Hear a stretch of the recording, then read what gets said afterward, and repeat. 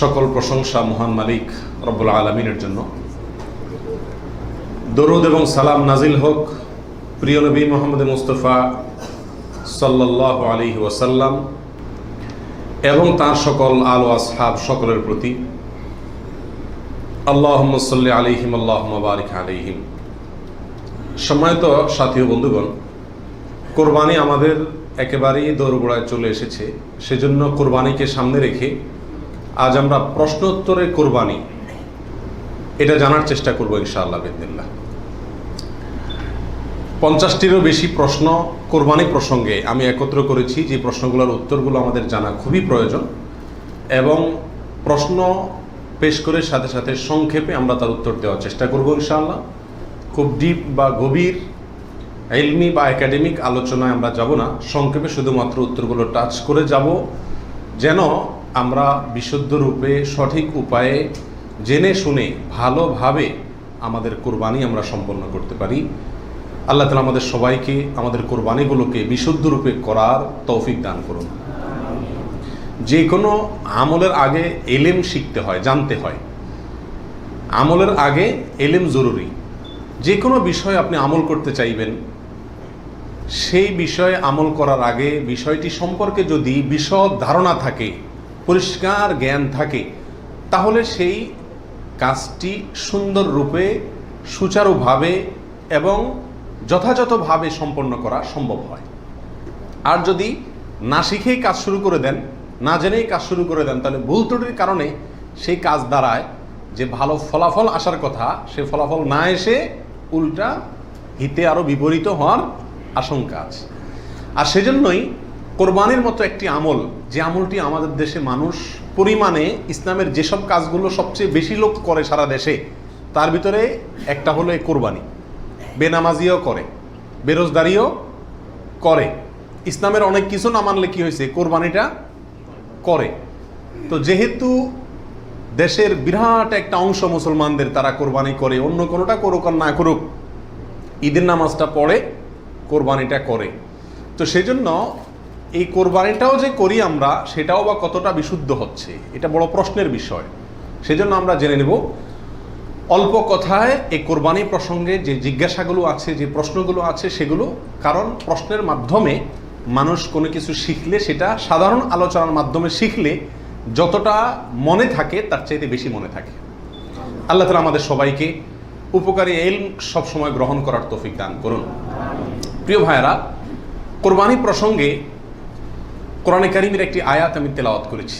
আল্লাহ সুবহানাহু ওয়া তাআলা বলেছেন, লা ইয়ানালাল্লাহা লুহুমুহা ওয়ালা দিমাউহা।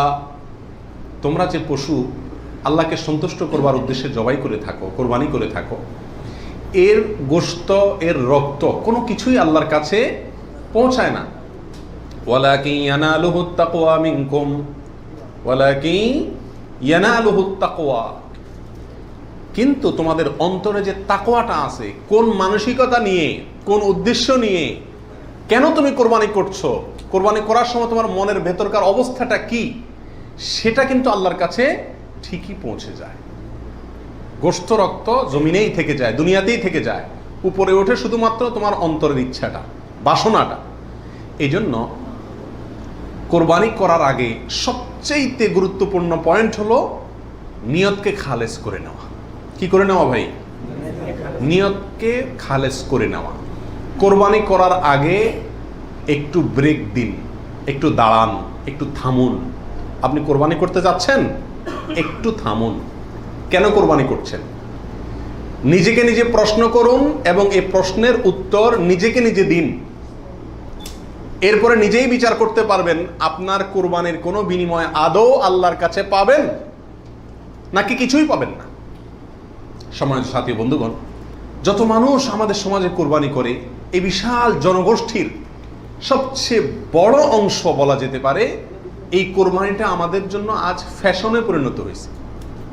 এটার ইবাদত থাকে নাই। কারণ ইবাদত হয় সেই কাজ, যে কাজ বান্দা আল্লাহকে খুশি করার জন্য করে। কোরবানিটা সবচেয়ে বেশি সংখ্যক মানুষ করে, এর একটা কারণ এটাও যে কোরবানি এমন একটা ইবাদত যেটা নগদ লাভ নিজেই পায়, গোশতগুলা ফ্রেশ বাসায় উঠাইতে পারে, ঠিক না ভাই? ঠিক। এই কারণে সমাজের বড় একটা অংশ কি করে? কোরবানি করে। আবার অনেকে কোরবানি করে নিজের নেতাগিরি জাহির করার জন্য। নেতা সাহেব, এমপি সাহেব, মন্ত্রী সাহেব, ব্যবসায়ী সাহেব, অমুক সাহেব, তমুক সাহেব, 10টা গরু, 5টা গরু, সবচেয়ে বড় গরু।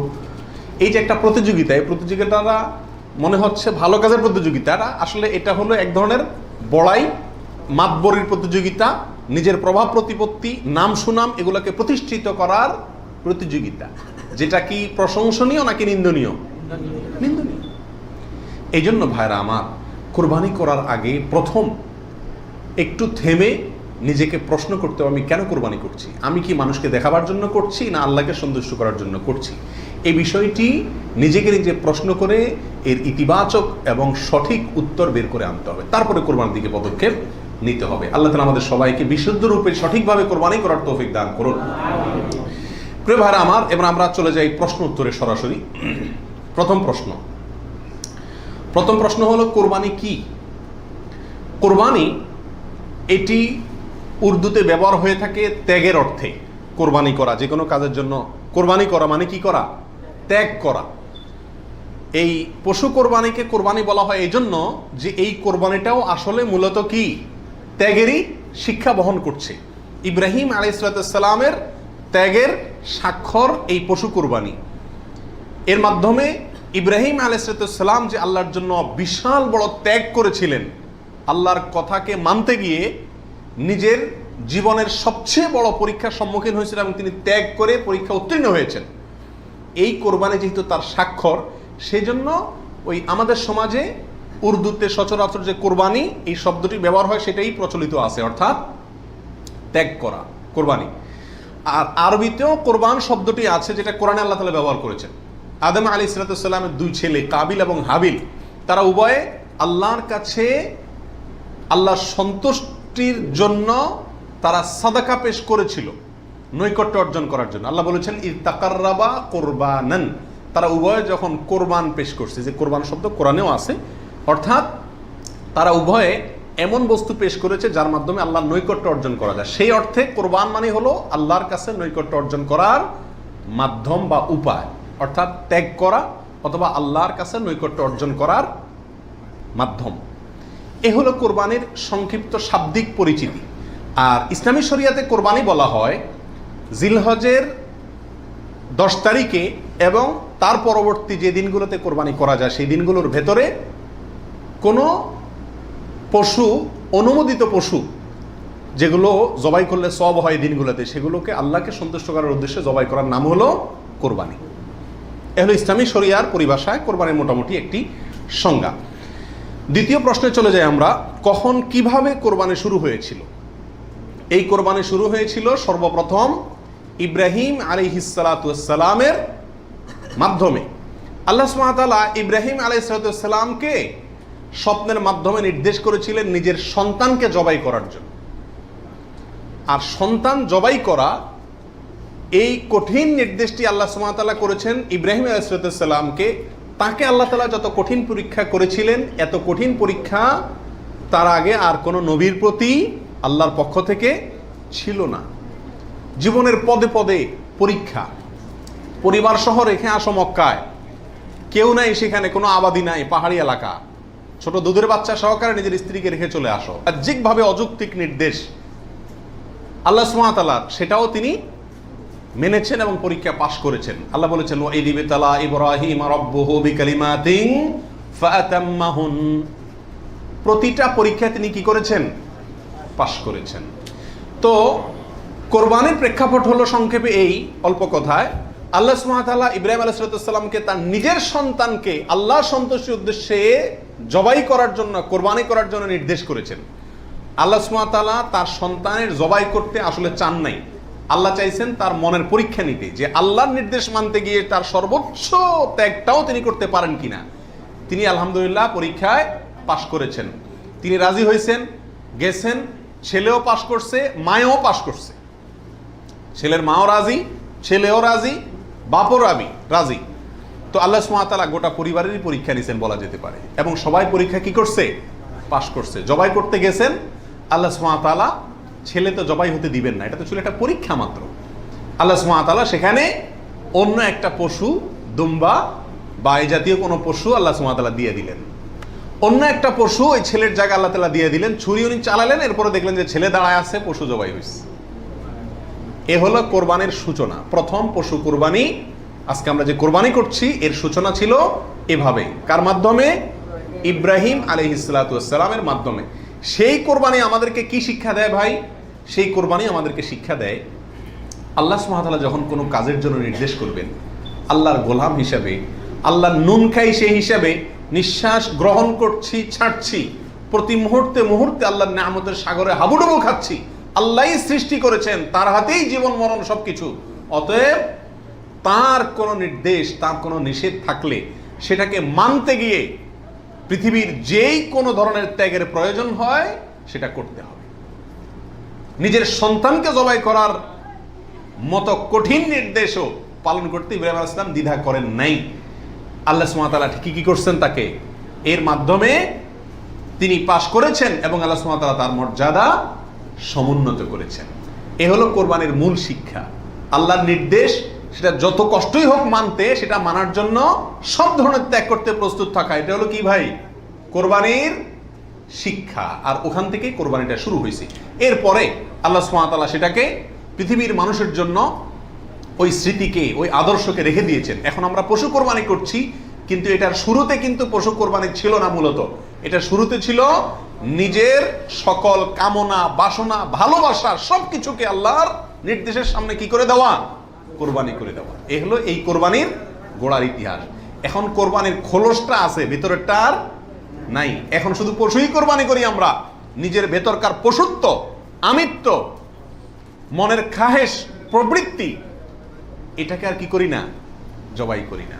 আল্লাহ তাআলা আমাদের সবাইকে কোরবানির আসল যে ইতিহাস সেটা থেকে শিক্ষা গ্রহণ করে এমনভাবে কোরবানি করার তৌফিক দান করুন, যেই কোরবানি প্রকৃত অর্থেই কোরবানি হয়, যেই কোরবানি আমাদের জান্নাতে যাওয়ার কারণ হয়, মাধ্যম হয়, সেইভাবে কোরবানি করার এবং কোরবানির সেই ইতিহাস থেকে আল্লাহ তাআলা আমাদেরকে শিক্ষা গ্রহণ করার তৌফিক দান করুন। প্রিয় ভাইয়েরা, 3 নম্বর প্রশ্ন হলো, কোরবানি কি জরুরি কোনো বিধান নাকি ঐচ্ছিক? অর্থাৎ কোরবানি কি সবার জন্য করা জরুরি, নাকি কোরবানি সুন্নাত, নফল, মুস্তাহাব জাতীয় কোনো আমল? তো এ বিষয়ে বলবো যে এই ক্ষেত্রে ওলামা একরামের 2টি প্রসিদ্ধ মত আছে। ওলামা একরামের অনেকেই বলেন যে কোরবানি করা এটা সকলের জন্য জরুরি। যাদের সামর্থ্য আছে, ঈদের দিন, কোরবানি ঈদের দিন অথবা পরবর্তী দিনগুলোতে যেগুলোতে কোরবানি করা যায়, এই সময়ের ভিতরে যার কাছে নেশা পরিমাণ টাকা আছে, তার জন্য কোরবানি করা ওয়াজিব, জরুরি, বাধ্যতামূলক। না করলে গুনাহ হবে। এটা অনেক ওলামা একরামের মত। তাদের দলিল, সংক্ষেপে শুধু দলিলগুলো হালকা হালকা টাচ করে যাই। মুসনাদে আহমদ, ইবনে মাজা, মুস্তাদরাকে হাকিম এবং আরো অনেক কিতাবে একটা হাদিস বর্ণিত হয়েছে, যে হাদিসকে মুহাদ্দিসিন ইকরাম সহিহ বলেছেন। আল্লামা আলবানী রাহিমাহুল্লাহ নিজে হাদিসে সহিহ বলেছেন। সেটা হলো এই, নবী সাল্লাল্লাহু আলাইহি ওয়াসাল্লাম বলেছেন, মান ওয়াজাদা সাআতান আন ইউদাহিয়া ওয়া লাম ইউদাহি ফালা ইয়াকরাবান্না মুসাল্লানা। অর্থাৎ যে ব্যক্তি কোরবানি করার সামর্থ্য তার আছে, সক্ষমতা আছে, সচ্ছলতা আছে, সেই ব্যক্তি যদি কোরবানি না করে, সে যেন আমাদের ঈদগাহে ঈদের নামাজ পড়তে না আসে। কোরবানি করার ইচ্ছা না রাখলে সেজন্য ঈদের নামাজ পড়তে না আসে। এটা কিন্তু একটা সতর্কবাণী।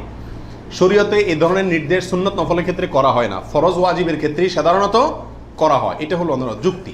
দ্বিতীয় দলিল হলো, এটাও মুস্তাদে আহমদে আসছে এবং হাফেজ ইবনে হাজার আল আসকালানী রাহিমাহুল্লাহ, বিশ্ববিখ্যাত হাদিস ব্যাখ্যাতা, তিনি বলেছেন যে হাদিসটি বিশুদ্ধ। নবী সাল্লাল্লাহু আলাইহি ওয়াসাল্লাম বলেছেন, ইয়া আইয়ুহান নাস, হে লোক সকল, ইন্না আলা কুল্লি আহলি বাইতিন উদহাইয়াতুন ওয়া আতিরাতুন, নিশ্চয়ই প্রত্যেক পরিবারের লোকের উপরে, প্রত্যেক পরিবারের উপরে একটি করে কোরবানি এবং আতিরা, এটা ওয়াজিব। আতিরা হলো রজব মাসে যে পশুটি জবাই করা হয়, সেটা একসময় ওয়াজিব ছিল, পরে এটা রহিত হয়ে গেছে। তো এখানে নবী সাল্লাল্লাহু আলাইহি ওয়াসাল্লামের ভাষা হলো ইন্না আলা কুল্লি আহলি বাইতিন, প্রত্যেক পরিবারের উপরে কোরবানি করা জরুরি। জরুরি, আলা এই শব্দটি জরুরি অর্থ বোঝানোর জন্যই আসে। এটিও বিশুদ্ধ হাদিস। তাহলে আরো অনেকগুলো হাদিস আছে এই জাতীয়, যে হাদিসগুলোর আলোকে ওলামা ইকরামের একটা অংশ বলেন যে এই কোরবানি ওয়াজিব। ইমাম আজম আবু হানিফা রাহিমাহুল্লাহর মত এটা। এর বিপরীতে অনেক ওলামা ইকরাম বলেন কোরবানি করা ওয়াজিব নয়, এটা সুন্নাতে মুআক্কাদা। সুন্নাতে মুআক্কাদা মানে কি? সুন্নাত কিন্তু খুবই গুরুত্বপূর্ণ সুন্নাত। বিনা কারণে এটা ছাড়া মাকরুহ, অপছন্দনীয়, ভালো কাজ নয়। সুন্নতে মুআক্কাদা এবং ওয়াজিবের সাথে খুব বেশি তারতম্য নাই, কাছাকাছি গুরুত্বের বিচারে প্রায়।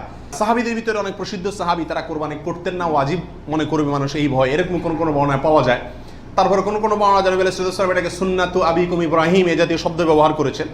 এসব কারণে ওনারা সুন্নত বলেন, সুন্নতে মুআক্কাদা বলেন। যাই হোক, সর্বসাকুল্যে এই কোরবানি খুবই গুরুত্বপূর্ণ একটি বিধান, এটা হলো নিশ্চিত। ওয়াজিবের মতটা গ্রহণ করলে এটা বেশি সতর্কতা হয় এবং ইখতিলাফ এবং মতপার্থক্যের ঊর্ধ্বে উঠা যায়, এবং অনেকগুলো বর্ণনা এর পক্ষে রয়েছে। 4 নম্বর প্রশ্ন হলো, কোরবানি কয়টা করতে হয়? এই প্রশ্নটা আজকাল এই জন্য করতে হচ্ছে যে এখন আমরা সমাজে কোরবানির সংখ্যা বাড়ানোর জন্য এক ধরনের প্রতিযোগিতা খেয়াল করতেছি। 3টা গরু, 5টা গরু, 7টা গরু, এমপি সাহেব, মন্ত্রী সাহেব, ব্যবসায়ী সাহেব, বিভিন্ন সাহেবরা করে কি করে না, এমনকি আমরাও একটা গরু একটা ছাগল, কারণ কেউ গরুর গোশত পছন্দ করে, কেউ ছাগল গোশত পছন্দ করে ঘরে, যার কারণে দুইটাই দিতে হয়, অথবা গরুতে 1 ভাগ দিতে হয়, আবার আলাদা ছাগল দিতে হয়। এই যে কোরবানির সংখ্যা বাড়ানোর একটা প্রবণতা আছে, আসলে ইসলামী শরিয়া কি বলে? কোরবানির পশু বা কোরবানির সংখ্যা কতগুলো হওয়া জরুরি? তো এর উত্তর হলো যে কোরবানি মূলত একটি কোরবানি যথেষ্ট, একাধিক কোরবানি হওয়া এটা কি না, জরুরি না। নবী আলাইহিস সালাতু ওয়াস সালামের ব্যাপারে সুনানে তিরমিজিতে একটা হাদিস আসছে, যেটা কি ইমাম তিরমিজি হাসান বলেছেন, অন্যান্য উলামা একরাম অনেকে জয়ীফ বলেছেন। কিন্তু জয়ীফ বললেও ওই একই বিষয়ে আরো বিভিন্ন হাদিস আছে। সর্বসাকুল্যে উলামা একরামের বিষয়টা প্রমাণিত, সেটা হলো যে নবী আলাইহিস সালাম 10 বছর মদিনাতে বসবাস করেছেন হিজরতের পরে, এবং এই 10 বছরের প্রতি বছর তিনি কোরবানি করেছেন। প্রতি বছর তিনি কি করেছেন? এবং 2টি হৃষ্টপুষ্ট ভেড়া তিনি কোরবানি করেছেন, 2টি করেছেন। তিনি যদি চাইতেন সংখ্যা অনেক বাড়াইতে পারতেন, উট এবং আরো অনেক বড় বড় পশু দিয়ে কি করতে পারতেন, কোরবানি করতে পারতেন, কিন্তু 2টি ভেড়া কোরবানি করেছেন। তার একটি হলো তার নিজের এবং নিজের পরিবারের পক্ষ থেকে, আরেকটি তার গোটা উম্মতের পক্ষ থেকে, তাওহীদবাদী উম্মতের পক্ষ থেকে। তাহলে বোঝা গেল কোরবানির সংখ্যা বাড়ানোর ভিতরে খুব বেশি কল্যাণ নাই। হ্যাঁ, কেউ যদি কোনো এলাকাতে গরিব মানুষকে খাওয়ানোর উদ্দেশ্যে বেশি কোরবানি করে, নাম ফুটানোর উদ্দেশ্য না থাকে, তাহলে অবশ্যই সেজন্য তিনি আল্লাহর কাছে কি পাবেন? আজর এবং সওয়াব পাবেন। 5 নম্বর প্রশ্ন হলো, কয়দিন পর্যন্ত কোরবানি করা যায়? কোরবানির সময়সীমা কতদিন? এর উত্তর হলো, এক্ষেত্রে ওলামা একরামের 2টি মত আছে। অনেক ওলামা একরামের মতে কোরবানি করা যায় ঈদের দিন, জিলহজের 10 তারিখ, আর 11 এবং 12 এই 3 দিন। এটা ইমাম আবু হানিফা রাহিমাহুল্লাহর মত। এর বিপরীতে অনেক ওলামা একরামের মত হলো কোরবানি এটা 4 দিন পর্যন্ত করা যায়। কোরবানি ঈদের দিন এবং তারপরে আরো 3 দিন, 11, 12, 13। যুক্তি হলো যে আইয়ামে তাশরিক, এক হাদিসে আসছে একেবারে সুস্পষ্টভাবেই যে আইয়ামে তাশরিক এই দিনগুলা সবগুলাই হলো জবাই করার দিন, অর্থাৎ কোরবানি করার দিন। সেহেতু আইয়ামে তাশরিক হলো ঈদের দিন, ঈদের পরে আরো 3 দিন, অর্থাৎ 13 তারিখ, চাঁদের 13 তারিখের সন্ধ্যার আগ পর্যন্ত। এ হলো কোরবানির দিন। তবে কোরবানি প্রথম দিন ঈদের নামাজের পরপরই করা বেশি উত্তম, এতে কোনো সন্দেহ বা ইখতিলাফ কারোর নাই। এবারে সারা দুনিয়ার উলামা একরাম একমত, কারণ নবী আলাইহিস সালাম ঈদের দিন ঈদের নামাজের পরপরই সাধারণত কি করতেন? কোরবানি করতেন। দ্বিতীয় তৃতীয় দিনে তিনি নিতেন না। অতএব একেবারে শুরুতেই করে ফেলা হলো সবচেয়ে উত্তম এবং বেস্ট। এবারে কারো কোনো দ্বিমত নাই। 6 নম্বর প্রশ্ন, কোন সময় থেকে কোরবানি করা যাবে? উত্তর হলো, ঈদের নামাজ যখন পড়া হবে, যেই এলাকাতে গরুটা জবাই হবে ওই এলাকাতে যখন ঈদের নামাজ শেষ হবে, ঈদের নামাজ শেষ হওয়ার পরপরই কি করা যাবে? কোরবানি করা যাবে। আরেক এলাকাতে ঈদের নামাজ শেষ হয়েছে, সেজন্য আপনার এলাকাতে আপনি কি করবেন না? কোরবানি করবেন না। আপনার এই পশু যারা কোরবানি করবে তারা ঈদের নামাজ পড়ার পরপরই কি করতে পারবেন? কোরবানি করতে পারবেন। এ হলো কোরবানির সময়। এরপরে আসি 7 নম্বর প্রশ্ন, রাতে কি কোরবানি করা যাবে? এই প্রশ্নের উত্তর হলো, রাতে কোরবানি করাকে ওলামা একরাম মাকরুহ বা অপছন্দনীয় বলেছেন। তার কারণ হলো, কোরবানি একটা আল্লাহর গুরুত্বপূর্ণ বিধান। এখানে পশুর রগ নির্দিষ্ট সংখ্যায়, নির্দিষ্ট রগগুলো কাটা যেতে হবে। রাতে করলে অন্ধকারে সেগুলো কম বেশ হয়ে যেতে পারে, এই আশঙ্কায় দিনের বেলায় করা উত্তম এবং রাতের বেলায় মাকরুহ বলেছেন। তবে যদি পর্যাপ্ত আলোর ব্যবস্থা থাকে এবং এরকম কোনো ভুল হওয়ার আশঙ্কা না থাকে, তাহলে রাতেও কোরবানি করা যাবে, অর্থাৎ এই দিনগুলোতে আর কি, যে দিনগুলোতে করা যায়। এরপরে আসি 8 নম্বর প্রশ্ন, কোন কোন পশু দিয়ে কোরবানি করা যাবে? আপনি হাঁস মুরগি দিয়ে কোরবানি দিলে কোরবানি হবে কিনা? তো এর উত্তর হলো, বড় পশুর ভিতরে 3 ধরনের পশু আর ছোট পশুর ভিতরে 3 ধরনের পশু, এগুলো দিয়ে কি করা যাবে? কোরবানি দেওয়া যাবে। বড় পশুর ভিতরে কোরবানি দিতে পারবেন উট, গরু, মহিষ, এগুলো দিয়ে। মহিষ দিয়ে দিতে পারবেন কিনা এটা নিয়ে ওলামায়ে কেরামের ভিতরে সামান্য ইখতিলাফ আছে। অনেকে মহিষকে গরুর অন্তর্ভুক্ত করেছেন, অনেকে করেন নাই। যার কারণে যারা করেছেন তারা বলছেন করা যাবে, যারা করেন নাই তারা বলছেন করা যাবে না। এই জন্য একান্ত অনন্য উপায় না হলে সেদিকে না যাওয়াই ভালো, ইখতিলাফের দিকে। আর ছোট পশুর ভিতরে 3টা, দুম্বা, ছাগল এবং ভেড়া, এগুলো দিয়ে কি করা যাবে? কোরবানি করা যাবে। এছাড়া অন্য কোনো পশু দিয়ে, এই গৃহপালিত পশু ছাড়া আপনি হরিণ দিয়ে অথবা অন্য কোনো হালাল পশু যেটা গৃহপালিত না, সেটা দিয়ে কি করা যাবে না? কোরবানি দেওয়া যাবে না, দিলে কোরবানি হবে না। 9 নম্বর প্রশ্ন হলো, গাভী এবং ষাঁড় উভয়টা দিয়ে কোরবানি দেওয়া যাবে? কি বলেন? গাভী এবং ষাঁড় দুইটা দিয়ে কোরবানি দেওয়া যাবে? যাবে। গাভী দিয়েও দেওয়া যাবে, ষাঁড় দিয়েও দেওয়া যাবে। 10 নম্বর প্রশ্ন হলো, পশুর বয়স কত হতে হবে? কত বছর বয়স হলে আপনি সেই পশু দিয়ে কি করতে পারবেন? কোরবানি দিতে পারবেন। এর উত্তর হলো, পশু যদি হয় সবচেয়ে বড় পশু অর্থাৎ উট, তাহলে সেক্ষেত্রে সেটার বয়স হতে হবে কমপক্ষে 5 বছর। কত বছর? 5 বছরের নিচে যদি উটের বয়স থাকে, ওইটা এমনি জবাই করতে খেতে পারবেন, কিন্তু কোরবানি হিসাবে কি করতে পারবেন না, জবাই করলে ওটা কোরবানি আদায় হবে না। গরু যদি হয় তাহলে সেক্ষেত্রে তার বয়স হইতে হবে কমপক্ষে 2 বছর। আর ছাগল, দুম্বা, ভেড়া এগুলো যদি হয় তাহলে তার বয়স হইতে হবে কমপক্ষে 1 বছর। তাহলে ছোট পশুগুলা 1 বছর, গরু 2 বছর, উট 5 বছর। ছোট পশুর মধ্যে আবার দুম্বা, ভেড়া এগুলো যদি 6 মাসের বয়স, 7 মাস, 8 মাসের বয়সেরটা দেখতে 1 বছরটার মতো বড় দেখা যায় তাহলে চলবে, কিন্তু ছাগলের ক্ষেত্রে পরিপূর্ণ কি হইতে হবে? 1 বছর হওয়া লাগবে। 11 নম্বর প্রশ্ন হলো, দাঁত দেখে বয়স নির্ধারণ করে আমাদের দেশে, এটা কি ঠিক নাকি বেঠিক? কি বলেন আপনারা? এটা ঠিক। কারণ হলো, পশু বিশেষজ্ঞ যারা আছেন, পশু সম্পর্কে যারা ভালো বুঝেন, পশু লালন পালনে যারা দক্ষ, অভিজ্ঞ, তারা পশুর গালের ভেতরকার বিশেষ ধরনের দাঁত যখন একটা বের হয় তখন বুঝেন এটা 1 বছর হয়েছে, 2টা বের হলে বুঝেন 2 বছর হয়েছে, এবং এটা অভিজ্ঞতা দ্বারা মোটামুটি প্রমাণিত, প্রতিষ্ঠিত। যার কারণে ওইটার উপরে নির্ভর করে বছর নির্ধারণ করা, নির্ণয় করা কি আছে? সঠিক। তবে কোনো পশু যদি নিশ্চিতভাবে জানা যায় তার বয়স 1 বছর, 2 বছর বা যেই পরিমাণ বয়স হওয়া দরকার সেই পরিমাণ বয়স হয়েছে কিন্তু দাঁত উঠে নাই, তবুও সেটা দিয়ে কি দেওয়া যাবে? কোরবানি দেওয়া যাবে। দাঁতটা মেইন না, মেইন হলো বয়সটা ওই পরিমাণ হয়েছে কি না। ওই বয়সে হওয়ার পরও কি থাকতে পারে? দাঁত নাও থাকতে পারে। এরপরে আসি 12 নম্বর প্রশ্ন, ত্রুটিযুক্ত পশু দিয়া কোরবানি দিলে কি কোরবানি হবে? ত্রুটিযুক্ত পশু, একটা পশুর ভিতরে কোনো দোষ আছে, ত্রুটি আছে, সমস্যা আছে, রোগবালাই আছে, ওইটা এমনি জবাই করে খেতে পারবেন, কিন্তু কোরবানি দিলে কোরবানি হবে কি না? এর উত্তর হলো, কিছু কিছু ত্রুটি আছে, যেই ত্রুটিগুলো থাকলে পশু কোরবানি করলে ওই কোরবানি যথেষ্ট হবে না। আর কিছু কিছু ত্রুটি আছে যেগুলো থাকলেও কি দেওয়া যাবে? ওই ত্রুটি সহকারে কোরবানি দিলে কোরবানি হয়ে যাবে। কোন ত্রুটিতে আপনার কোরবানি দিলে কোরবানি হবে না? একটা হলো ল্যাংড়া হওয়া, এমন ল্যাংড়া যে ল্যাংড়ার কারণে সে পশুর পালের সাথে চললে পিছায় যায়, তাদের সাথে তাল মিলায় ধরে রাখতে পারে না, অথবা জবাই করার জায়গা পর্যন্ত হেঁটে যাওয়ার ক্ষমতা নেই, তাকে ঠেলা নিয়ে যেতে হয়, ছেঁচড়ায় নিয়ে যেতে হয়, শক্তি নেই পায়ে, 1 পা হোক 2 পা হোক, এরকম ল্যাংড়া খোঁড়া যদি হয় তাহলে ওইটা দিয়ে কোরবানি দিলে কি হবে না? যথেষ্ট হবে না, হাদিসে সুস্পষ্টভাবে নিষেধ করা আছে। আরেকটা হলো যে এই পরিমাণ রুগ্ন, অসুস্থ, রোগা, যে রোগার কারণে সে চলাফেরা করতে পারে না, বা ওই যে হাঁটার শক্তি নেই, প্রচন্ড রোগা, দুর্বল, সেটা দিয়ে কোরবানি দিলেও কি হবে না? কোরবানি হবে না। আরেকটা হলো যে অন্ধ, এমন অন্ধ হয়, চোখ কানা অথবা চোখ অন্ধ, অথবা চোখে এমন সমস্যা আছে যে সমস্যার কারণে সে দেখে না, স্বাভাবিকভাবে ঘাস টাস রাখলেও সে বুঝে না কোনটা কি, অথবা ওই জায়গা পর্যন্ত দেখে একা একা যেতে পারে না, উষ্ঠা খায়, তার মানে চোখে বড় সমস্যা আছে, এরকম থাকলে এটা দিয়ে কি হবে না? কোরবানি হবে না।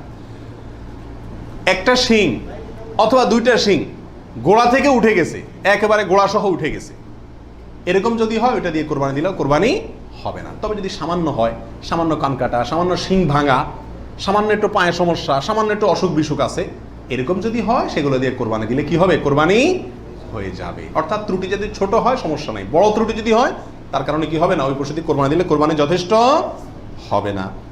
13 নম্বর প্রশ্ন হলো, কেনার পর যদি ত্রুটি দেখা যায় তাহলে কি করবে?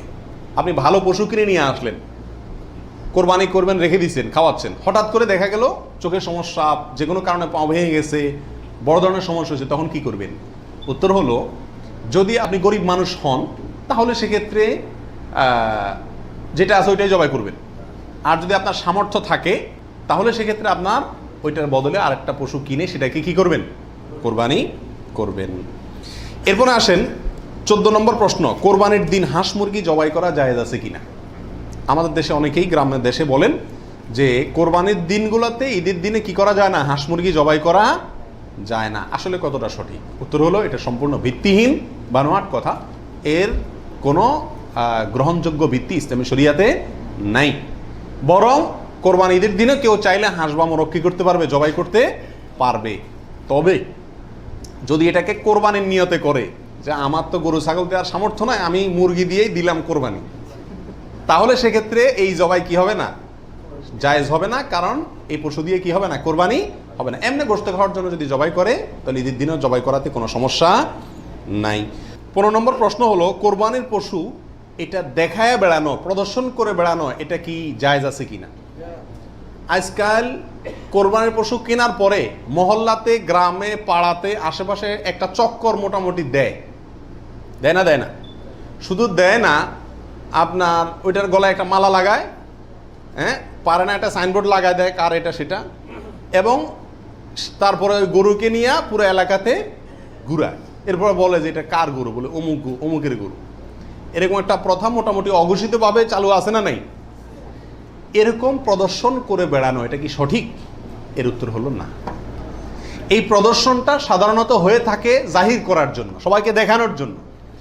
আর এই দেখানোটার ভেতরে কল্যাণের চাইতে অকল্যাণ বেশি। কেউ যদি বলে আমি এটা দেখাচ্ছি এই জন্য যাতে অন্যরা উৎসাহিত হয়, তাহলে তো এটা ভালো উদ্দেশ্য, কিন্তু এই উদ্দেশ্যে খুব অল্প সংখ্যক মানুষই কি করে? এটাকে শোডাউন করে। বরং এটা শোডাউন করে কি জন্য? সবাই জিজ্ঞেস করবে, ভাই এটার দাম কত হয়েছে, কার গরু, মাশাআল্লাহ, জিতছে, হাসছে, এইসব যোগ বিয়োগ করবে। ঠিক না ঠিক? অতএব মানুষকে দেখায় বেড়ানোর উদ্দেশ্যে যদি এই কোরবানির পশুকে প্রদর্শন করা হয়, শোডাউন করা হয়, তাহলে এটা রিয়া, এবং রিয়ার কারণে গুনাহগার হবে। এটা করা যাবে না। আল্লাহ আমাদেরকে বুঝার তৌফিক দান করুন। 16 নম্বর প্রশ্ন হলো, কোরবানির পশু কেনার পরে এবং জবাই করার পরে পশুর সঙ্গে সেলফি তুলে এটা ফেসবুকে দেওয়া যাবে কিনা, সামাজিক যোগাযোগের মাধ্যমে প্রচার করা যাবে কিনা, ইসলামের দৃষ্টিতে এর ভিতরে কোনো, এ ব্যাপারে কোনো বাধা আছে কিনা? এর উত্তর হলো, কোরবানির পশু কেনার পরে অথবা জবাই করার পরে ওই পশুর সাথে সেলফি দেওয়া, সেলফিটাই তো অনেকের মতে এটা একটা মানসিক রোগে পরিণত হয়েছে। আর এই গরুকে কেনার পরে, ছাগল কেনার পরে তার সঙ্গে ছবি তুলে, সেলফি তুলে ওইটা ফেসবুকে বা সামাজিক যোগাযোগের মাধ্যমে প্রচার করা, এটা ইসলামী শরিয়ার দৃষ্টিতে খুবই গর্হিত এবং নিন্দনীয় একটি কাজ। বিশেষ করে এই জন্য যে প্রথমত বিনা প্রয়োজনে এই ছবিটা তোলা হচ্ছে, দ্বিতীয়ত হলো এর মাধ্যমে নিজে কি কোরবানি দিচ্ছে এটাকে কি করা হচ্ছে? জাহির করা হচ্ছে, প্রচার করা হচ্ছে। বাহবা কি আল্লাহর কাছ থেকে নিতে চান না মানুষের কাছ থেকে নিতে চান? আল্লাহর কাছ থেকে যদি নিতে চান তাহলে ওইটাকে প্রচার করে মানুষের কাছে লাইক কমেন্ট পাইলেন, সেই আশায় এটাকে আপনার লাইক কমেন্টের ব্যবসায়, বিজনেসের পুঁজি হিসাবে খাটাইলেন। আল্লাহর কাছে তার বিনিময় পাওয়ার আশা করা বড় কঠিন। এই জন্য এই গরুর সাথে সেলফি তোলা, বিশেষ করে জবাই করার পরে রক্ত সহকারে ছবি তোলা, এগুলো কোনো অবস্থাতেই ইসলামের শরিয়ার দৃষ্টিতে খুব একটা ভালো কাজ নয়। এগুলো থেকে আমাদের বিরত থাকা উচিত, মনে করা উচিত এটা একটা ইবাদত। এটা কি ইবাদত? ইবাদতের ক্ষেত্রে তামাশা বা যা মনে চাইলে তা করলাম, ফাইজলামতি করলাম, এর কোনো সুযোগ নাই। আল্লাহ আমাদেরকে বোঝার তৌফিক দান করুন। 17 নম্বর প্রশ্ন হলো, ভাগে কোরবানি দেওয়া যাবে কিনা? এটা একটা গুরুত্বপূর্ণ প্রশ্ন আজকালকার যুগে। কারণ কোনো ওলামা একরাম বলছেন ভাগে কোরবানি দেওয়া যাবে না, বরং গরু হোক আর ওঁট হোক, যত বড় পশুই হোক, দিলে একজনের পক্ষ থেকে দিতে হবে, 7 ব্যক্তির পক্ষ থেকে যথেষ্ট হবে। এই যে কথা প্রচলিত আছে, এটাকে অনেক কোনো ওলামা একরাম কি করছেন? অস্বীকার করছেন, আসলে সঠিক কোনটা। এ ব্যাপারে আগেই বলেছি যে একাডেমিক আলোচনা খুব বেশি লম্বাচড়া করার ইচ্ছা নাই এবং সুযোগও নেই। শুধু সংক্ষেপে এটুকু বলবো, সব যুগেই সবচাইতে বেশি সংখ্যক ওলামাদের মতে, বলা যায় প্রায় সবার মতে, সমস্ত ওলামা ইকরামের মতেই বলা যেতে পারে প্রায়, গরুর ক্ষেত্রে একটা গরু 7 জন ব্যক্তির পক্ষ থেকে কি হবে, কোরবানির জন্য যথেষ্ট হবে। এক্ষেত্রে বিচ্ছিন্নভাবে যে 2-1 জন আলেম বলছেন যে গরু হোক আর ওট হোক একজন থেকে হবে, 7 জন থেকে হবে না, তাদের যুক্তিগুলা খুবই ঠুনকো এবং খুবই দুর্বল। নবী আলাইহিস সালাম যে সফরে একাধিক ব্যক্তিকে কোরবানিতে অংশগ্রহণের সুযোগ দিয়েছিলেন, তারা বলেন যে ওটা সফরের জন্য নির্দিষ্ট, অথচ নবী আলাইহিস সালাম সেটা নির্দিষ্ট করেন নাই, এটা ওনারা নির্দিষ্ট করছেন। নবী আলাইহিস সালামের কোনো নির্দেশ সফরে হোক, হাজারে হোক, সফরের বাইরে হোক, যে কোনো নির্দেশ সাধারণত ব্যাপকভাবেই সবার জন্য সব সময়ের জন্য প্রযোজ্য হয়, যদি কোরআন এবং সুন্নাহর কোনো বর্ণনা দ্বারা নবী আলাইহিস সালাম নিজে ওইটাকে নির্দিষ্ট না করে দেন। তিনি সফরে যদি কোনো নির্দেশ করেন, ওই সফরের বাইরের জন্য সেটা কার্যকর হবে কি হবে না? যদি কেউ সফরের জন্য নির্দিষ্ট করতে চায় তাহলে তার জন্য পৃথক দলিলের প্রয়োজন। বিধায় এটাই হলো বেশিরভাগ ওলামা একরামের মত। বিচ্ছিন্নভাবে কোনো আলেমের মত থাকতে পারে, কিন্তু সে 1-2 জন আলেমের কথা না শুনে সংখ্যাগরিষ্ঠ ওলামা একরামের মতের উপর আমল করবেন। গরুর ক্ষেত্রে 7 জনের পক্ষ থেকে যথেষ্ট হবে। তবে একটা কথা এখানে বলতেই হবে, সেটা হলো উত্তম হলো একাকি দেওয়া, ভাগে না দিয়ে কিকে দেওয়া, একাকি দেওয়া। এক্ষেত্রে কারোর কোনো দ্বিমত নাই, একাকি দিতে পারলে সেটা সবচেয়ে বেস্ট এবং ভালো। 18 নম্বর প্রশ্ন হলো, পরিবারের সব সদস্য বা একাধিক সদস্য যদি সামর্থ্যবান হয় তাহলে সবাই দিবে, নাকি গোটা পরিবারের পক্ষ থেকে একজন দিলেই চলবে?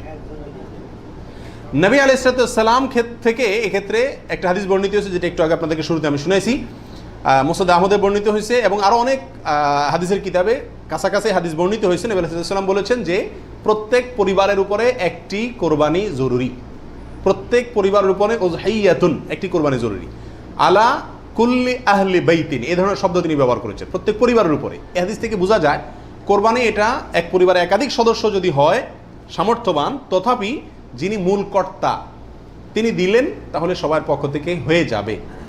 এর বিপরীতে ওলামা ইকরামের আরেকটি মত আছে, যেটা ইমাম আবু হানিফা রাহিমাহুল্লাহর মত, সেটা হলো কোরবানি পরিবারের একাধিক সদস্য যদি সবাই যদি সামর্থ্যবান হয় তাহলে প্রত্যেকের পক্ষ থেকে দিতে হবে। ওনার যুক্তি, উনি বলেন নবী আলাইহিস সালামের ওই হাদিস, যে হাদিসে তিনি বলেছেন যার সামর্থ্য আছে আর কোরবানি দেয় না সেজন্য ঈদগাহে না আসে। এখানে যার সামর্থ্য আছে প্রত্যেক ব্যক্তিকেই শামিল করে এই নির্দেশনা। বিষয়টা গবেষণামূলক, উভয় পক্ষেরই দলিল এবং যুক্তি আছে। তো এক্ষেত্রে সতর্কতামূলক মত যদি অবলম্বন করি আমরা, তাহলে প্রত্যেকেরই যার যার সামর্থ্য আছে তার পক্ষ থেকে করা যেতে পারে, এবং করলে সমস্যা হবে এটা কারোর মতেই নাই। 19 নম্বর প্রশ্ন হলো, 7 ভাগের নিচে হলে কোনো সমস্যা আছে কিনা গরুতে? একটা গরুতে ধরেন 5 জন মিলে দিলেন, 4 জন মিলে দিলেন, 3 জন মিলে দিলেন, 6 জন মিলে দিলেন, 7-এর নিচে হলো, এটা কি যথেষ্ট হবে না কোনো সমস্যা আছে? এর উত্তর হলো কোনো সমস্যা নাই। আমাদের দেশে অনেকে মনে করেন যে গরু দিলে 7 পুরা করতে হবে, এই জন্য যখন 7-এর সংখ্যা না পায় তখন এবার খুঁজে খুঁজে অনেক মৃত মানুষকেও যোগ করে, যেভাবে হোক কি করতে হবে, 7 পুরা করতে হবে। বিষয়টা এরকম না। কোরবানির গরুতে সর্বোচ্চ 7 পর্যন্ত দেওয়া যায়, 3 জন, 2 জন, 7 জন, 5 জন, 6 জন, যে কোনো সংখ্যায় 7-এর নিচে থাকলেই কোরবানি দেওয়া যাবে। এরপরে আসেন 20 নম্বর প্রশ্ন হলো, অমুকের নামে কোরবানি দেওয়া, তমুকের নামে কোরবানি দেওয়া, 7 নামে, 3 নামে, 5 নামে, এরকম একটা কথা সমাজে প্রচলিত আছে। এই কথাটা বলাটা সঠিক কিনা? এর উত্তর হলো না, এটা সঠিক না, এই কথাটা ভুল। কিন্তু এই ভুলটা এমন ভুল না যে ভুলের কারণে বড় ধরনের গুনাহ হয়ে যাবে, কারণ এটা বলার ভুল, এভাবে বলাটা উচিত না। কারণ কোরবানি হবে মূলত আল্লাহ সুবহানাহু ওয়া তাআলার নামে, অতএব 5 নামে, 4 নামে, 3 নামে, 7 নামে কোরবানি হয় না। নাম শুধু একটাতেই হয়, সেটা হলো বিসমিল্লাহ, আল্লাহর নামে, ঠিক না ঠিক? অতএব এই কথাটা বলার ভুল। এখানে বলতে হবে 7 জনের পক্ষ থেকে, 3 জনের পক্ষ থেকে, বা 3 শরিক, 5 শরিক, 5 শেয়ার, 5 ভাগ, এভাবে বলা যেতে পারে। কিন্তু বা অমুকের পক্ষ থেকে, তমুকের পক্ষ থেকে, এভাবে বলা যেতে পারে, কিন্তু অমুকের নামে, তমুকের নামে এভাবে বলাটা উচিত নয়। যদিও এখানে কেউ এই উদ্দেশ্যে বলে না যে আল্লাহর সাথে শরিক করে 3 জনের নামে দিচ্ছি, এরকম কেউ উদ্দেশ্য নেয় না, সেজন্য এটা কি হবে না, শিরকে পৌঁছাবে না। তারপর এভাবে না বলাই উচিত এবং উত্তম, নিরাপদ। 21 নম্বর প্রশ্ন হলো, নারী বুড়ি এটা অনেক সময় নিজেরা সাফ করতে কষ্ট হয় বা পারে না, তখন কাউকে দিয়ে সাফ করায়, সাফ করানোর পরে বলে সাফ করে দিবা, তুমি অর্ধেক নিবা, আমাদেরকে অর্ধেক দিবা। এরকম হয় কি হয় না? তাকে নারী বুড়ির অংশ দিলেন অথবা পশুর গোশতের অংশ দিলেন, এটা জায়েজ আছে কিনা? প্রাসঙ্গিকভাবে আরেকটি কথা প্রশ্ন চলে আসে, সেটা হলো যে কসাই যখন পশুকে বানায়, তো বানানোর পরে তাকে টাকার চাতে কিছু গোশত দেওয়া হয়, এবং অনেক সময় দেখা যায় যে বানানোর যে বাজার রেট, তার যে মজুরি, এটা তাইতে অনেক কমে রাজি হয়ে যায় কসাইরা। কেন? কারণ তারা জানে গোশত 5 কেজি দিলেই তো 2-2.5 টাকা এসে গেল, অতএব এক্ষেত্রে যদি আমাকে টাকা একটু কমও দেয় অসুবিধা নাই। এই ভুলটা ঘরে ঘরে হয়ে থাকে। কোরবানির পশু যারা বানায় সে কসাইদেরকে গোশত দেয় না, এমন মানুষ সারা বাংলাদেশে খুঁজে কয়জন পাওয়া যাবে আমার সন্দেহ আছে। কোরবানির মধ্যে সবচেয়ে বড় দাগের ভুলগুলোর ভিতরে এটা অন্যতম। এইভাবে যদি কেউ করে তাহলে এটা বড় ধরনের ভুল। কোরবানি হওয়া না হওয়া নিয়ে টান দিবে। নবী আলাইহিস সালাম পরিষ্কার ভাষায় বলেছেন যে তোমরা কসাইকে, জাজ্জারকে কোরবানির পশুর কোনো কিছু দিবা না, তাকে আলাদা টাকা দিবা, তার মজুরি যেটা সেটা দিবা। কেন তাকে পশুর কিছু দেওয়া যাবে না? এই জন্য দেওয়া যাবে না যে এই পশুটা আপনি জবাই করছেন কার জন্য? আল্লাহর জন্য। এটার মালিক কে? মূলত আল্লাহ। যেহেতু আল্লাহ খায়ও না পরেও না, আল্লাহর জন্য কিছু দিলে আল্লাহ বলেন আমার পক্ষ থেকে গরিবকে দিও। এটা হলো আল্লাহ সিস্টেম। কিন্তু কোরবানির ক্ষেত্রে শুধু ব্যতিক্রম, আল্লাহ বলেছেন ঠিক আছে আমার জন্য দিছ, সবকিছুই গরিবকে দিতে বলি, এটা তোমার খাইতে দিলাম আমি। আল্লাহ আমাকে কি করছেন? খাওয়ার সুযোগ দিছেন। এখন আমি যদি এটা বিক্রি করি বা কোনো কিছুর বিনিময়ে কাউকে দেই, তাহলে সেটা কি হবে না? জায়েজ হবে না। কোরবানির পশুর গোশত যদি আপনি জাজ্জারকে দেন, কসাইকে দেন, তাহলে কেমন জন্য আপনি তার পরিশ্রমের বিনিময়ে তাকে এই অংশটা তাকে বিনিময় হিসাবে দিলেন, পারিশ্রমিক হিসাবে দিলেন, তাহলে এটা বিক্রি করার মতো হয়ে গেল। এই জন্য কি হবে না? এটা জায়েজ হবে না। কসাইকে শুরুতে সাপ বলে দিতে হবে যে ভাই গোশত পাবা না, কত টাকা নিবা সাপ বলো, তুমি সে আশা করে বসে থাকিও না, 2 টাকা বেশি নাও, কিন্তু আমি তোমাকে গোশত বা কোনো কিছুই দেবো না। তবে হ্যাঁ, কসাই যদি আপনার প্রতিবেশী হয়, আপনার আত্মীয় হয়, অথবা অন্য গরিব মানুষ হয়, অন্য 10 জন গরিবকে যে পরিমাণ দিতেন তাকেও সে পরিমাণ দেন, তাহলে সমস্যা নেই, ওইটা ঠিক আছে। কিন্তু অন্য গরিবদেরকে দেন আধা কেজি করে, তারা দেন 5 কেজি, সমস্যা আছে। কারণ 4.5 কেজি আপনি কেন দিলেন? তাকে কাটছে সেজন্য, এটা বিনিময় হয়ে যাচ্ছে, এই জন্য এটা করা যাবে না। অতএব নারী বুড়িও যদি কেউ সাফ করে, তাকেও কি দেওয়া যাবে না? ওই নারী বুড়ির সাফের বিনিময়ে নারী বুড়ির অর্ধেক বা গরুর কোনো অংশ তাকে দেওয়া যাবে না। সাফ করলে সাফের বিনিময়ে তাকে ক্যাশ টাকা দিয়ে দিবেন। কথা বুঝতে পারছি? নারী বুড়ি যদি দিতে হয় তাহলে গরিব মানুষ হিসাবে দিলেন, সেটা ভিন্ন কথা, কিন্তু এজ এ তার কাজ পারিশ্রমিক হিসাবে কি করতে পারবেন না? দিতে পারবেন না। এটা বড় বহুলের ভিতরে একটা, এবং এটা প্রচুর পরিমাণে মানুষকে সচেতন করা দরকার এই ব্যাপারে। 22 নম্বর প্রশ্ন হলো, কোরবানির ভাগিদারদের মধ্যে কারো ইনকাম হারাম অথবা উদ্দেশ্য অসৎ, গোশত খাওয়ার উদ্দেশ্য আছে না নেই? কোরবানি না দিলে ছেলে মেয়েগুলা কার দিকে চেয়ে থাকবে? কোরবানি না দিলে নতুন আত্মীয়, তারা কি বলবে? ব্যয়ের বাড়িতে রান কেমনে পাঠাবো? এরকম অনেক উদ্দেশ্য থাকে কি থাকে না? সারা জীবন দিয়ে আসছি, এবছর না দিলে সমাজে মুখ থাকে না, মানুষ কি বলবে, এই মানসিকতা নিয়ে কোরবানি অনেকে দেন না? এরকম যদি কেউ আপনার ভাগিদারদের মধ্যে, অংশীদারদের মধ্যে থাকে, অথবা কেউ যদি কোরবানি করে তার ইনকাম হারাম, আর সে হারাম ইনকাম থেকেই দেয়, অনেকের হারামও আছে হালালও আছে, সুদও খায় ঘুষও খায়, আবার বেতনও আছে হালাল, তাহলে সেটা ভিন্ন। একজনে কোরবানির পশুতে হারাম ইনকাম ইনভেস্ট করছে আপনি জানেন, অথবা তার উদ্দেশ্য অসৎ, তাহলে এই পশুতে আপনি এবং আরো যে কয়জন অংশগ্রহণ করবে কারোর কোরবানি হবে না। এই জন্য অংশীদার এবং কোরবানির ভাগই নেওয়ার ক্ষেত্রে বহু হিসাব নিকাশ করে নিতে হবে। যে ব্যক্তি গোশতের ধান্দায় বা অন্য কোনো ধান্দায় করে তাকে ভাগিদার নেওয়া যাবে না। কথা বুঝে আসছে? নিতে হবে যে শুধুমাত্র আল্লাহ সন্তুষ্ট করার জন্য, আল্লাহর সন্তুষ্টির জন্য যে কোরবানি করে তাকে, এবং সরাসরি হারাম টাকা ইনভেস্ট না করে ওই ব্যক্তিকে, যার ইনকাম হালাল, এরকম ব্যক্তিকে ভাগিদার হিসাবে নিতে হবে। আর না হলে ভাগি দেওয়ার দরকার নাই, একা একাই দিতে হবে। আল্লাহ তৌফিক দান করুন। 23 নম্বর হলো, রাসূল করিম সাল্লাল্লাহু আলাইহি সাল্লামের পক্ষ থেকে কোরবানি দেওয়া যাবে কিনা। আমাদের দেশে প্রচুর পরিমাণে মানুষ রাসূল করিম সাল্লাল্লাহু আলাইহি সাল্লামের পক্ষ থেকে কি দেয়? কোরবানি দিয়ে থাকে। এর উত্তর হলো, রাসূল আকরাম সাল্লাল্লাহু আলাইহি সাল্লামের নামে উম্মত হিসাবে আপনি তার পক্ষ থেকে কোরবানি দিতে পারবেন। নবী আলাইহিস সালাম নিজেও কোরবানি দিয়েছেন তার উম্মতদের পক্ষ থেকে। তবে মৃত ব্যক্তির নামে কোরবানি দেওয়ার ক্ষেত্রে জীবিত ব্যক্তির সাথে মিশিয়ে দেওয়া, মিক্স করে দেওয়া, জীবিত ব্যক্তির সাথে অধীনস্থ করে মৃত ব্যক্তির নাম যোগ করা বা তার পক্ষ থেকে দেওয়া, এটা হলো সবচেয়ে ঝামেলামুক্ত এবং মতপার্থক্যের ঊর্ধ্বে উঠা। কথা বুঝতে পারছি? শুধুমাত্র মৃত ব্যক্তির নামে স্বতন্ত্র কোরবানি না দিয়ে জীবিত ব্যক্তির নিজের নামের সঙ্গে মৃত ব্যক্তিকে যুক্ত করে দিলেন, এই মতটাই হলো সবচাইতে সতর্কতামূলক মত এক্ষেত্রে মৃত মানুষের পক্ষ থেকে কোরবানি দেওয়ার ক্ষেত্রে। 24 নম্বর প্রশ্ন হলো, মা বাবা, স্ত্রী, বড় ভাই এদের কাউকে খুশি করার জন্য কারোর পক্ষ থেকে, সমাজে বলে কারোর নামে, কোরবানি দেওয়া যাবে কি যাবে না? উত্তর হলো না। এটা রিয়া, লৌকিকতা, মানুষ দেখানো, এটা শিরকে আসগর। আমাদের সমাজে একটা সমস্যা দেখা দেয় কোরবানির সিজন আসলে। কথার কথা, একটা পরিবারে আপনি একটা গরুতে একটা অংশ কোরবানি দিবেন অথবা ছাগল কোরবানি দিবেন, সেক্ষেত্রে মা চায় যে আমার নামে দেখ, মানে আমার পক্ষ থেকে দেখ, বাপে চায় যে আমার পক্ষ থেকে দেখ। এখন ছেলে চিন্তা করে কারে খুশি করব। অনেক সময় স্ত্রী স্বামী দুজনের ভিতরে চায় যে আমার নামে দেখ, বড় ভাইয়ের নামে না দিলে বড় ভাই মুখ কালো হয়, এই জন্য কার নামে দিবে এটা নিয়ে এক ধরনের হেজিটেশনে মানুষ ভুগে। এক্ষেত্রে অনেক সময় অংশ বাড়ায় দেয় শুধু মাকে খুশি করার জন্য, যে ওনার নামেও কি করলাম, একটা দিলাম। এটা এক ধরনের রিয়া বা লৌকিকতা। যদিও যদি সওয়াবের উদ্দেশ্যে থাকে যে উনি ভালো কাজ করতে চান, সেই হিসাবে ওনাকে আমি ভালো কাজে সহায়তা করলাম, তাহলে ভিন্ন কথা। কিন্তু সাধারণত এই চিন্তাটা খুব কমই থাকে। এই জন্য কাউকে খুশি করার টার্গেটটা কোরবানিতে থাকা উচিত না। আর মা বাবা বা অন্যদেরও মনে রাখা উচিত, যার সামর্থ্য আছে সে দিবে, যে মূল কর্তা সে দিবে।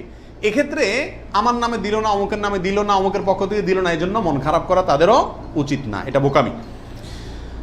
25 নম্বর প্রশ্ন হলো, কয়েকজন মিলে এক ভাগ কোরবানি দিতে পারবে কিনা? 2 জন, 3 জন, 4 জন, 5 জন মিলে এক ভাগ কোরবানি দিতে পারবে কিনা? প্রবাসে দেখা যায় একটা রুমে 3 জন 4 জন আছে, তো কোরবানিদের দিন 4 জন মিলে যায় কি করে, একটা ছাগল কিনে নিয়ে আসে, আয়না জবাই করে। তো 4 জন মিলে যদি একটা ছাগল দেয় অথবা একটা অংশ গরুতে হোক অথবা ছাগলে হোক, কোরবানিতে যদি একাধিক ব্যক্তি যদি এক অংশ দেয়, কোরবানি হবে? হবে না। একটা অংশ একজন দিবে, সেখানে কয়েকজন যদি সেখানে অর্থায়ন করে, কয়েকজন ভাগ বসায়, আর এক অংশ কয়েকজন মিলে দেয়, তাহলে কি হবে না? কোরবানি হবে না, ওটা গোশত খাওয়া হবে।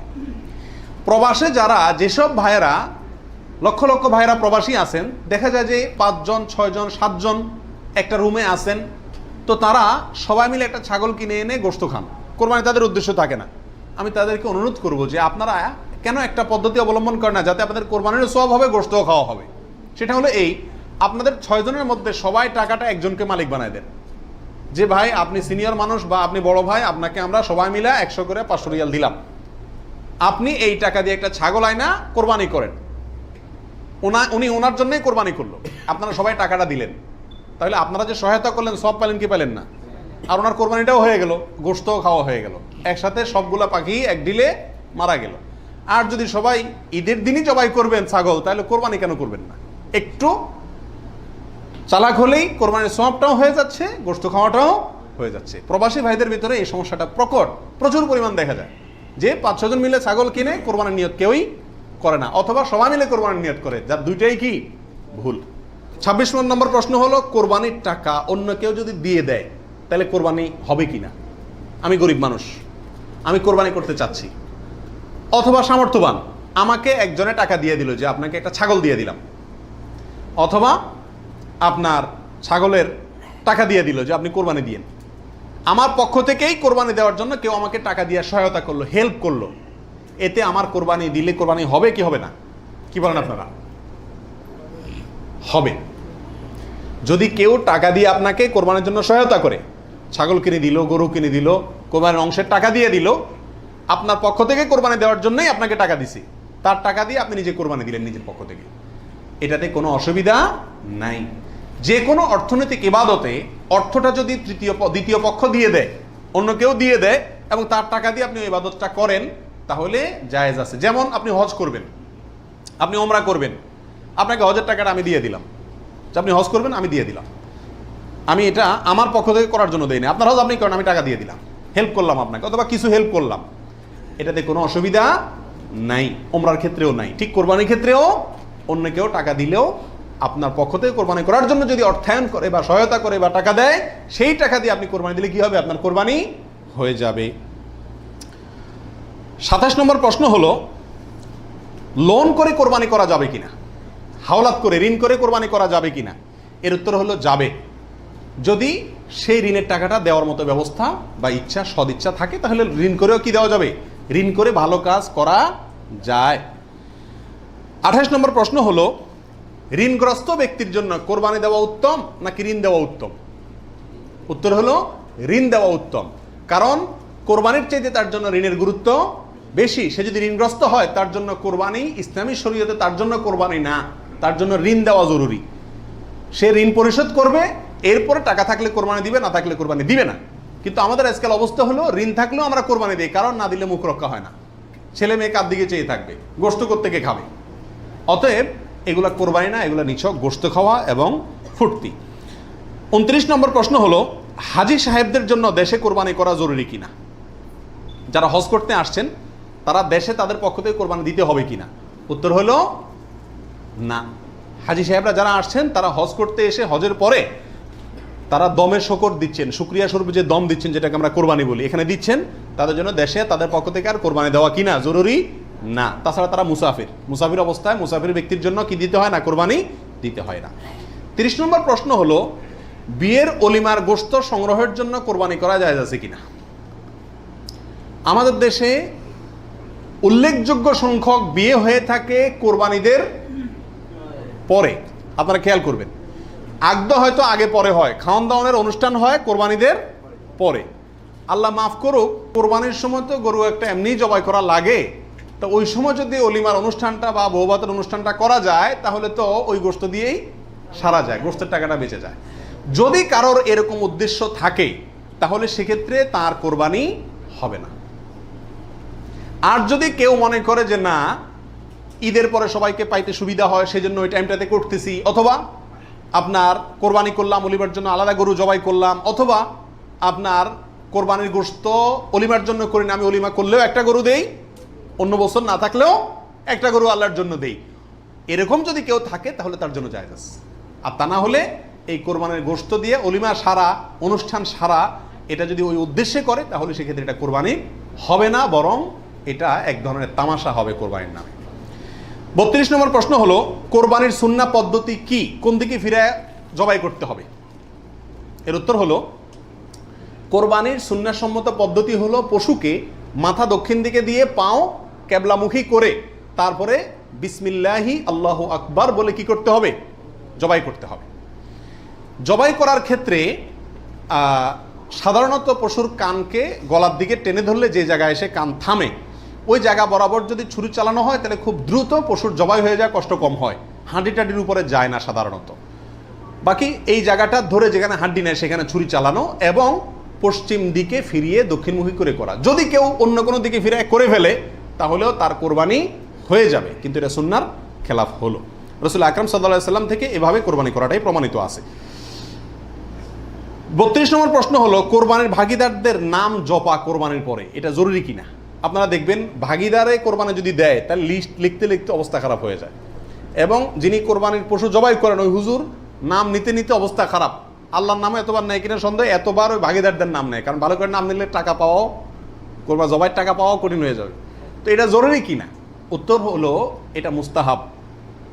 কোরবানি করার পরে আল্লাহুম্মা তাকাব্বালহু মিন ফুলান ফুলান ফুলান, আল্লাহ এটাকে অমুকের পক্ষ থেকে নাম ধরে তাদের পক্ষ থেকে কবুল করুন, এরকম বলাটা মুস্তাহাব, উত্তম। রাসূল আকরাম সাল্লাল্লাহু আলাইহি ওয়াসাল্লাম নিজেও বলেছেন, আল্লাহ এটা আমার পক্ষ থেকে কবুল করেন, এটা আমার উম্মতের পক্ষ থেকে কবুল করেন, আমার পরিবার, এটা আমার উম্মতের পক্ষ থেকে। তাহলে এভাবে সবাইয়ের পক্ষ থেকে কোরবানি, যে কয়জন দিচ্ছে তাদের পক্ষ থেকে কোরবানি হচ্ছে, এই কথাটা, এবং তাদের পক্ষ থেকে আল্লাহ কবুল করেন, এটা বলাটা উত্তম, মুস্তাহাব। কিন্তু কিনা কোনো কারণে যদি এটা কেউ বলতে ভুলেও যায়, নিয়ত যেহেতু আছে আল্লাহ জানেন, অতএব কি হয়ে যাবে? কোরবানি হয়ে যাবে। 33 নম্বর প্রশ্ন হলো, শ্বশুর বাড়ি থেকে কোরবানির পশু হাদিয়া নেওয়া জায়েজ আছে কিনা? জোরে সোরে এই কালচারটা ইদানিং ছড়াইতেছে, মানুষের টাকা পয়সাও হয়েছে, তো এই জন্য ওই মেয়ের বাপের বাড়ির পক্ষ থেকে ছেলের বাবার বাড়িতে গরু পাঠায়, ছাগল পাঠায়। আগে পাঠাইতো রান, কল্লা, গোশত। এখন গোশত, কল্লা আর রানে জামাইরাও খুশি না, আর বাপ মাও দিয়া সন্তুষ্ট না। এই জন্য পাঠায় ডাইরেক্ট গরু বা ছাগল, এটা জায়েজ আছে কিনা?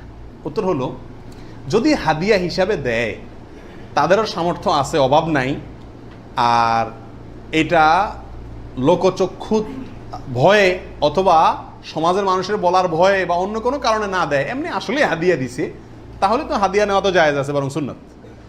কিন্তু যদি এটা হয় যে না দিলে জামাই কি বলবে, জামাইয়ের মা খোঁচাবে, অমুকরা খোঁচাবে, তমুকরা খোঁচাবে, এসব কারণে যদি দেয়, তাহলে সেটা গ্রহণ করা জামাইয়ের পরিবারের জন্য কি হবে না? জায়েজ হবে না।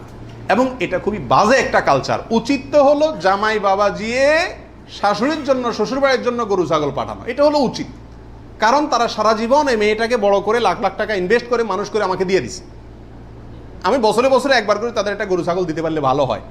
খবরদার আবার শ্বশুরবাড়িতে দিলেন, বাহর বাড়িতে কিছুই দিলেন না। অনেকে আছে শ্বশুরবাড়ির অন্ধ, আবার সেটাও আবার সঠিক না। ব্যালেন্স রাখতে হবে। আল্লাহ তৌফিক দান করুন। 35 নম্বর প্রশ্ন হলো, বৈদ্যুতিক মেশিনে জবাই করা জায়েজ আছে কিনা? আপনারা জানেন যে উন্নত দেশগুলোতে বৈদ্যুতিক মেশিন দিয়ে জবাই করার একটা কালচার প্রচলিত আছে, বা অটোমেটিক মেশিন দিয়ে জবাই করার কালচার আছে। এটা দিয়ে জবাই করলে জবাই হবে কিনা? উত্তর হলো, পশু জবাই হওয়ার জন্য শর্ত হলো পশুর নির্দিষ্ট কয়েকটা রগ আছে, রগগুলা কাটা যেতে হবে এবং রক্ত প্রবাহিত হইতে হবে। যদি কোনো বৈদ্যুতিক শক ইত্যাদির মাধ্যমে পশুকে দুর্বল করে ফেলা হয়, যে দুর্বল করার ফলে অনেক সময় বাঁচে কিনা এটাই সন্দেহ হয়, এরপরে ছুরি চালানো হয়, তাহলে ওই পশু দিয়ে কোরবানি করা জায়েজ হবে না। কারণ যে দুর্বল বানায় তাকে কি করা হচ্ছে? জবাই করা হচ্ছে, বিধায় এটা জায়েজ নাই। আর যদি ছুরি দিয়ে করা হয় এবং মানুষের হাত না লাগে এবং বিসমিল্লাহ বলা হয়, মুসলমানে সুইচ চালায়, তাহলে সেক্ষেত্রে ছুরি দিয়ে যদি জবাই হয়, কাটা যায়, তাতে কি হবে? কোরবানি হয়ে যাবে ইনশাআল্লাহ, এবং জবাই বিশুদ্ধ হবে। 35 নম্বর প্রশ্ন হলো, জবাইয়ের সময় বিসমিল্লাহ বলতে যদি কেউ ভুলে যায়, তাহলে কি করবে? এর উত্তর হলো, নিজের পশু তো নিজে জবাই করা উত্তম। যারা প্রফেশনাল জবাই করেন মৌলভী সাহেবরা, তারা তো ভুলের কথা না, কারণ তাদের অভ্যাসই আছে। নিজেটা নিজে করতে গেলে ডরে ভয়ে ভুলেও যেতে পারে। যদি কেউ ভুলে যান, ভয়ের কোনো কারণ নাই।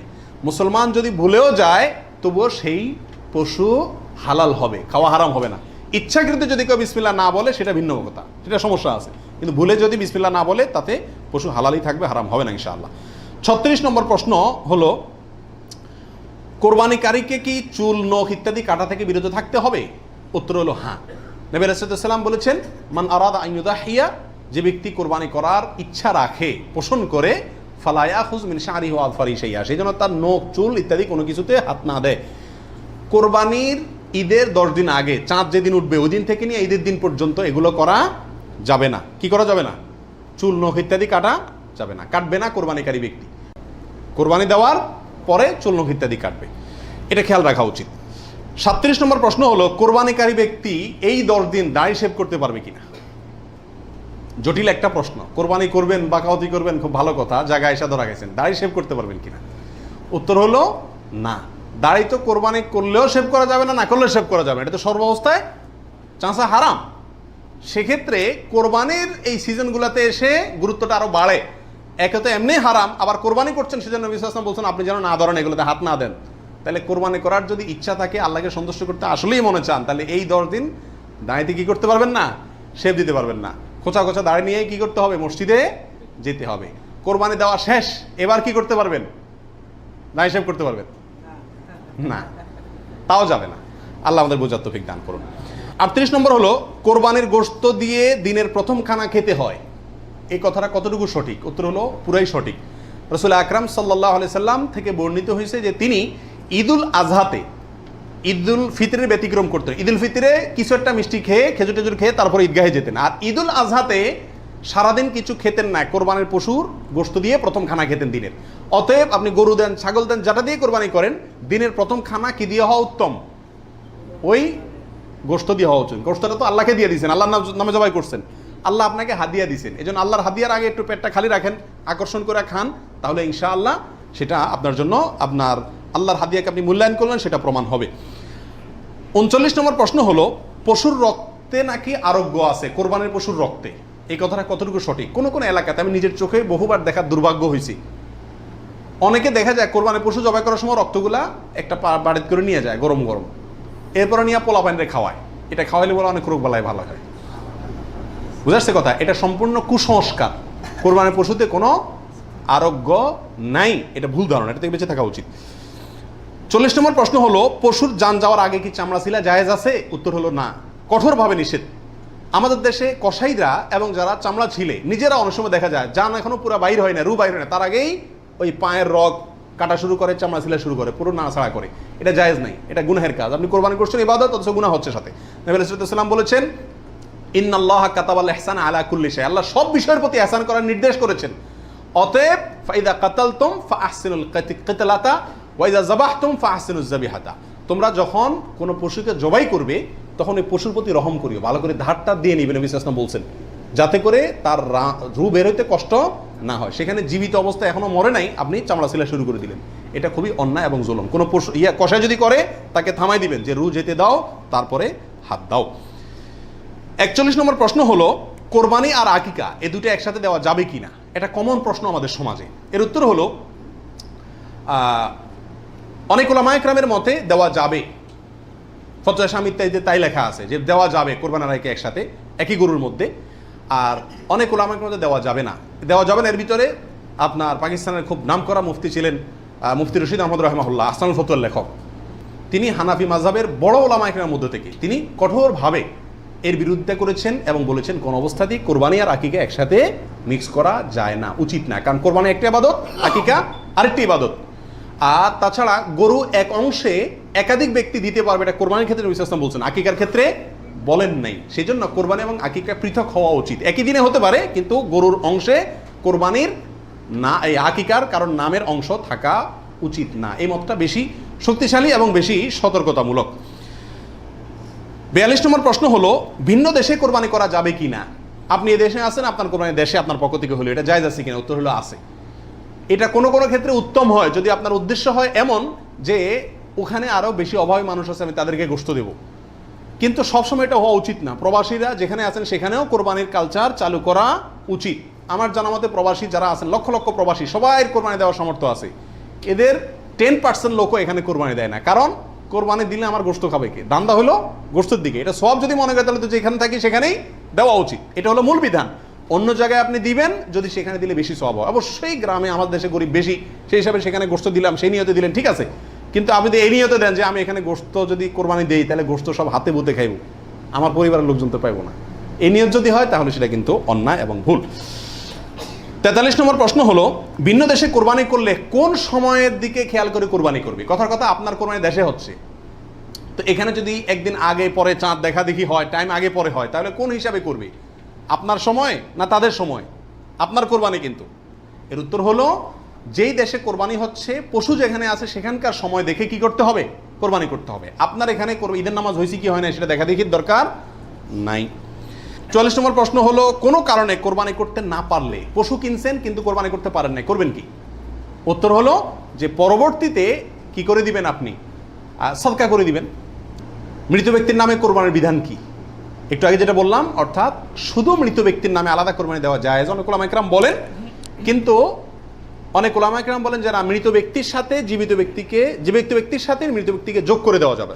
আপনি একটা ছাগল দিলেন, বলেন যেটা আল্লাহ আমার এবং আমার মৃত বাবার পক্ষ থেকে, এভাবে করা যাবে। আর নবী আলাইহিস সালাম একটি ছাগল তার পুরো উম্মতের পক্ষ থেকে দিয়েছেন, জীবিত মৃত সবাই মোটামুটি এর ভিতরে শামিল। 45 নম্বর গেল। 46 নম্বর হলো কোরবানির পশুর চামড়ার বিধান কি? উত্তর হলো কোরবানির পশুর চামড়া এটা নিজে ব্যবহার করতে পারলে সেটা করা উচিত। চামড়া প্রসেস করে ব্যবহার করতে পারলে এটা করা উচিত। কোথাও কোথাও মানুষ খায়, যদি খাইতে পারেন চামড়া পরিষ্কার করে সেটাও আপনার জন্য ঠিক আছে। কিন্তু কোরবানির পশুর চামড়া বিক্রি করা হয় আমাদের দেশে বেশিরভাগ ক্ষেত্রে, এই কাজটা অনুত্তম কাজ, অনুচিত কাজ। কেন? কারণ কোরবানির গোশত এটাও বিক্রি করে আপনি টাকাটা দানে করে দিলেন, কিন্তু এটা উচিত না, বিক্রি করবেন না। আপনি হয় সরাসরি গোশত দিবেন, না নিজে খাবেন, দুটার একটা। বিধায় কোরবানির পশুকে আপনার কোনোভাবেই এটার কোনো অংশকে বিক্রি করে তারপর টাকাটা আপনি দানে করে দিলেন, কিন্তু বিক্রি করার দিকে না যাওয়াটাই উচিত। সরাসরি ওই জিনিসটা দান করলে সেটাই বেস্ট। 47 নম্বর প্রশ্ন হলো কোরবানির পশুর কোনো অংশ বিক্রি করা জায়েজ আছে কিনা? চামড়ার ক্ষেত্রে এই কথা চলে আসছে অনেকাংশে, তাও পৃথক করে বলতে হয় যে না, কোরবানির পশুর গোশত, হাড্ডি, বুড়ি কোনো কিছু বিক্রি করা যিনি কোরবানি করছেন তার জন্য জায়েজ নাই, উচিত নাই। তবে যাকে আপনি দান করছেন গরিব মানুষ, সে যদি নিয়ে আবার বিক্রি করে দেয় তার জন্য কি আছে? জায়েজ আছে। কোরবানির পশুর চর্বি অথবা হাড্ডি এগুলো বিক্রি করার একটা প্রথা আছে আমাদের দেশে, এটা করা যাবে না। কোরবানির ঈদের আমি খেয়াল করছি ভ্যানালারা বাইর হয়, অতিরিক্ত চর্বিগুলো আছে এগুলো কেজি দরে কিনে, হাড্ডি কিনে এগুলোকে বিভিন্ন কাজে ব্যবহার করা হয়। তো আমাদের জন্য এগুলো বিক্রি করে নিজে খাওয়ার তো প্রশ্নই ওঠে না। যদি বিক্রি করেই ফেলেন তাহলে এটা দান করে দিতে হবে গরিবকে। আর বিক্রি না করে ওটা হয় এমনি আল্লাহর রাস্তায় কাউকে দিয়ে দিবেন, আর না হলে নিজে খাবেন, ব্যবহার করবেন, বিক্রি করবেন না। 48 নম্বর প্রশ্ন হলো কোরবানির গোশত কিভাবে বন্টন করবেন, কয় ভাগ করবেন? এর উত্তর হলো কোরবানির পশু 3 ভাগে বন্টন করা ওলামা ইকরাম মুস্তাহাব বলেছেন, কিন্তু কোনো হাদিসে এর ক্ষেত্রে আলাদা করে এভাবে নির্দেশ করা হয় যে 3 ভাগে করতে হবে। আল্লাহ কোরআনে বলছেন যে ফাকুলু মিনহু, তোমরা কোরবানির পশু থেকে নিজেরা খাও, ওয়া আতইমু আল কানিআ ওয়াল মুতাররা, ধনী গরিব সবাইকে দাও। তাহলে ধনী গরিব 2 ভাগকে দাও, আবার নিজে খাও, 3টাই হয়ে গেল এখানে। আয়াত থেকে 3 ভাগ মোটামুটি ভাবে ইঙ্গিতে বোঝা যাচ্ছে, কিন্তু এটা কোনো জরুরি কিছু না। আর সহিহ মুসলিম হাদিসে আছে নবী সাল্লাল্লাহু আলাইহি ওয়াসাল্লাম বলেছেন তোমরা নিজেরা খাও, আবার রেখেও দাও, আবার দানও করো, অর্থাৎ 3টা করা যাবে। আবার সহিহ মুসলিমের আরেক বর্ণনায় আসছে তোমরা খাও এবং মানুষকে খাওয়াও। তাহলে বোঝা গেল নিজে খাওয়া, অন্যকে দান করা সবগুলাই উত্তম এই কোরবানির গোশতের ক্ষেত্রে। 49 নম্বর প্রশ্ন হলো সমাজের ভাগ বলে একটা ভাগ প্রচলিত, যেটা জায়েজ আছে কিনা। অনেক এলাকাতে কোরবানি করার পরে সমাজের ভাগ উঠায় নেয় জোর করে, বা বলা ছাড়া, জোর করা লাগে না, এমনি সবাই দেয়। এটা জায়েজ আছে কিনা? উত্তর হলো এটা উচিত না, এটা অন্যায়। কেন? কারণ আমরা 5 জন মিলে একটা গরুতে অংশগ্রহণ করলাম, দিলাম, এখন সমাজে 1 ভাগ নিয়ে তাদের মতো গরিবকেই দিল তারা, কিন্তু আমার হয়তো অন্য গরিব আছে আত্মীয় স্বজন, আমি তাদেরকে দেবো, কিন্তু তারা তো তাদের মতো দিচ্ছে। এটা উচিত না। আমার গোশতটা আমি কি করবো না করবো সম্পূর্ণ আমাকে স্বাধীনতা দিয়েছে ইসলাম, বিধায় সেখানে এরকম অঘোষিতভাবে চাঁদাবাজি বা হয়তো অনেকে সন্তুষ্ট হয়ে দেয়, কিন্তু কারোর মনে অসন্তুষ্ট থাকতে পারে। যদি থাকে তাহলে এটা জটিলতা দেখা দিবে। এই জন্য কি হবে না, এটা উচিত হবে না, যার যারটা তাকে ভাগ করতে দেওয়া উচিত এবং উত্তম। 50 নম্বর প্রশ্ন হলো কোরবানির পশু অমুসলিমকে দেওয়া যাবে কিনা। উত্তর হলো কোরবানির গোশত অমুসলিমকে খাওয়ানো যাবে, অসুবিধা নেই, শরীয়তে কোথাও নিষেধাজ্ঞা নাই, অমুসলিমকেও খাওয়ানো যাবে। 51 নম্বর প্রশ্ন হলো কোরবানির গোশত 3 দিনে বেশি রাখা জায়েজ আছে কিনা। উত্তর হলো জায়েজ আছে, 3 দিনে বেশি রাখা যাবে না এমন কোনো কথা নাই।